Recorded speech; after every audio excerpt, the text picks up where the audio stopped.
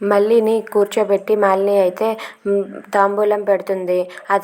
అది చూసి అక్కడ ఉన్న వాళ్ళంతా ఒక్కసారిగా షాక్ అవుతారు. ఇక మాలిని అయితే, ఇదిగో మల్లి, ఇది నీ అక్క తరపున తాంబూలం అనుకుంటావో కానుక అనుకుంటావో నీ ఇష్టం, ఇదిగో తీసుకో అని చెప్పి తన చేతుల్లో తాంబూలం పెట్టి బొట్టు పెట్టి అక్షింతలు వేసి ఆశీర్వదిస్తుంది. ఇదంతా చూసి ఇంట్లో వాళ్ళంతా మాలిని ఎందుకు ఇలా చేస్తుంది, ఏమైనా పిచ్చి పట్టిందా అని చెప్పి అనుకుంటూ ఉంటారు.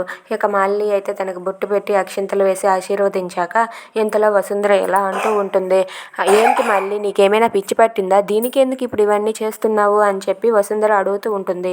ఆ మాటలకు మాలిని అయితే, నా చెల్లి తల్లి కాబోతుందమ్మా అని చెప్పి అంటుంది. అది విన్న మళ్ళీ అయితే ఒక్కసారిగా షాక్ అయిపోతుంది.